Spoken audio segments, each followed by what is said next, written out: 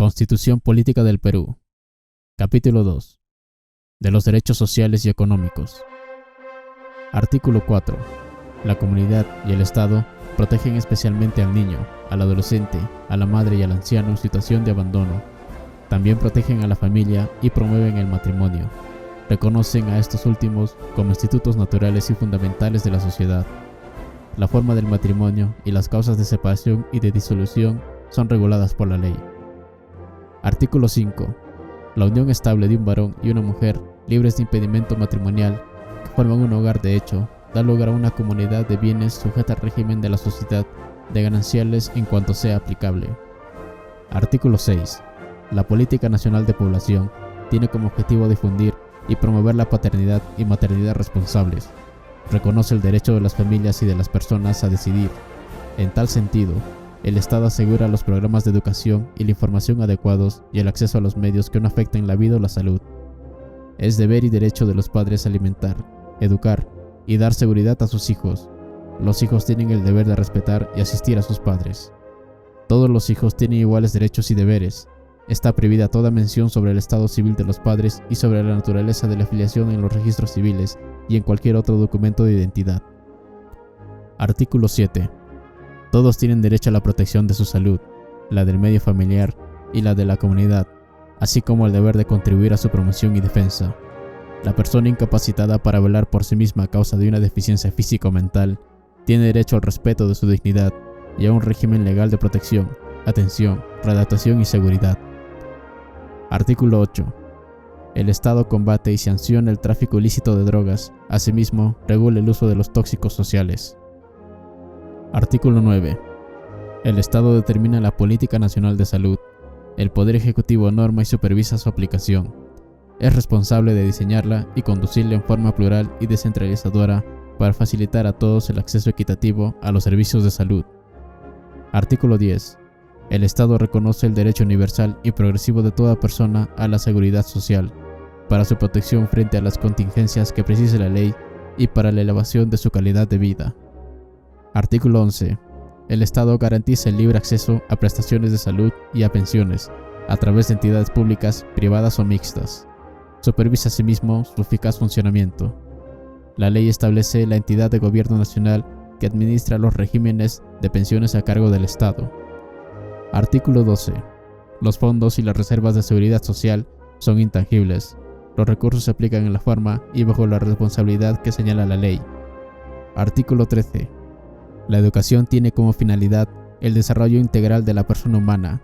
El Estado reconoce y garantiza la libertad de enseñanza. Los padres de familia tienen el deber de educar a sus hijos y el derecho de escoger los centros de educación y de participar en el proceso educativo. Artículo 14. La educación promueve el conocimiento, el aprendizaje y la práctica de las humanidades, la ciencia, la técnica, las artes, la educación física y el deporte. Prepara para la vida y el trabajo y fomenta la solidaridad. Es deber del Estado promover el desarrollo científico y tecnológico del país, la formación ética y cívica y la enseñanza de la Constitución y de los derechos humanos son obligatorios en todo proceso educativo, civil o militar. La educación religiosa se imparte con respecto a la libertad de las conciencias. La enseñanza se imparte en todos sus niveles con sujeción a los principios constitucionales y a los fines de la correspondiente institución educativa. Los medios de comunicación social deben colaborar con el Estado en la educación y en la formación moral y cultural. Artículo 15. El profesorado en la enseñanza oficial es carrera pública. La ley establece los requisitos para desempeñarse como director o profesor de un centro educativo, así como sus derechos y obligaciones. El Estado y la sociedad procuran su evaluación, capacitación, profesionalización y promoción permanentes. El educando tiene derecho a una formación que respete su identidad, así como al buen trato psicológico y físico. Toda persona natural o jurídica tiene el derecho de promover y conducir instituciones educativas y de transferir la propiedad de estas conforme a ley. Artículo 16. Tanto el sistema como el régimen educativo son descentralizados. El Estado coordina la política educativa, formula los lineamientos generales de los planes de estudios así como los requisitos mínimos de la organización de los centros educativos, supervisa su cumplimiento y la calidad de la educación. Es deber del Estado asegurar que nadie se vea impedido de recibir educación adecuada por razón de su situación económica o de limitaciones mentales o físicas. Se da prioridad a la educación en la asignación de recursos ordinarios del presupuesto de la República. Artículo 17. La educación inicial, primaria y secundaria son obligatorias. En las instituciones del Estado, la educación es gratuita. En las universidades públicas, el Estado garantiza el derecho a educarse gratuitamente a los alumnos que mantengan un rendimiento satisfactorio y no cuenten con los recursos económicos necesarios para cubrir los costos de educación. Con el fin de garantizar la mayor pluralidad de la oferta educativa y en favor de quienes no puedan sufragar su educación, la ley fija el modo de subvencionar la educación privada en cualquiera de sus modalidades, incluyendo la comunal y la cooperativa. El Estado promueve la creación de centros educativos donde la población lo requiera. El Estado garantiza la erradicación del analfabetismo. Asimismo, fomenta la educación bilingüe e intercultural, según las características de cada zona. Preserva las diversas manifestaciones culturales y lingüísticas del país. Promueve la integración nacional. Artículo 18. La educación universitaria tiene como fines la formación profesional, la difusión cultural, la creación intelectual y artística y la investigación científica y tecnológica. El Estado garantiza la libertad de cátedra y rechaza la intolerancia. Las universidades son promovidas por entidades privadas o públicas. La ley fija condiciones para autorizar su funcionamiento. La universidad es la comunidad de profesores, alumnos y graduados.